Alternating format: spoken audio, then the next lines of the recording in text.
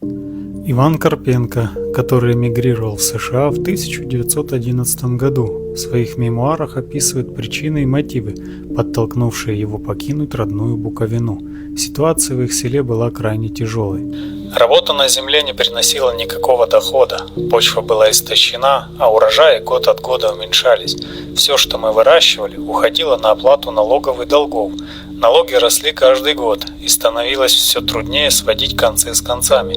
Наше село постепенно пустело, молодые люди уезжали в поисках работы за границей, а старики умирали от голода и болезней.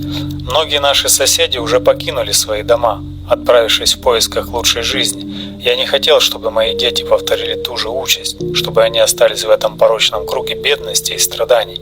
Желание обеспечить своим детям лучшее будущее стало основной мотивацией для Ивана и его жены Марии принять решение об эмиграции. Они долго обсуждали этот шаг. Мы с Марией долго думали, стоит ли рисковать. Она боялась, что я уеду и нас что-то разлучит навсегда. Но когда мы узнали, что в Америке можно зарабатывать, а затем привезти туда семью, это стало нашим единственным шансом. Я понимал, что это риск – пересечь океан и оказаться в чужой стране без языка и друзей, но оставаться здесь было равносильно медленной смерти. Мне не хотелось, чтобы наши дети жили так же, как мы. Путь Ивана в Америку был полон трудностей. Он отправился один, надеясь позже привезти семью. Путешествие через океан и прибытие в Нью-Йорк оставили у него сильные впечатления. Путешествие на корабле было настоящим испытанием. Я был в трюме с сотнями других людей, таких же как я, усталых, голодных и полных страха перед неизвестностью. Мы спали в тесных каютах, ели немного, и каждый день нас сопровождали мысли о том, что ждет нас по прибытии. Когда я увидел статую свободы, я почувствовал одновременно облегчение и страх.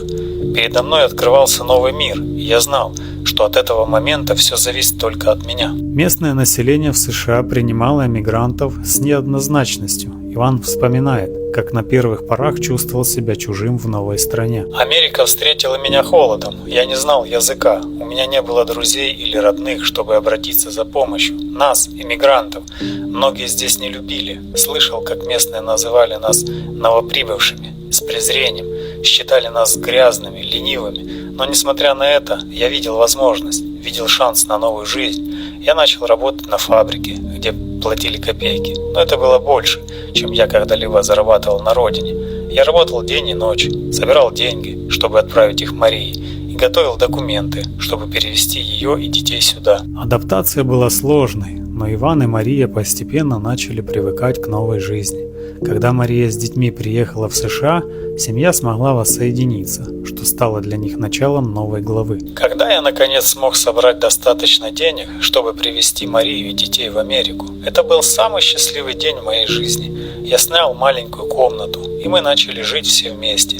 Местные не очень радушно нас принимали. Мы говорили на другом языке, ели другую еду. Наши традиции были для них странными, но мы держались вместе с другими украинскими семьями, которые тоже переехали сюда. Мы стали общиной, помогали друг другу, делились едой, советами, поддерживали в трудные времена. Постепенно адаптация проходила легче. Иван и Мария привыкли к жизни в Америке. Дети начали ходить в школу, и их жизнь стала налаживаться. Со временем жизнь стала легче. Мы выучили немного английского, я нашел работу получше. Дети быстро адаптировались. Они начали ходить в школу и уже говорили на новом языке, свободнее, чем я. Моя старшая дочь даже подрабатывала после уроков. Мы больше не голодали, как на родине. У нас было достаточно еды, крыша над головой и одежда для зимы. Каждый день я благодарил судьбу за то, что решился на этот шаг.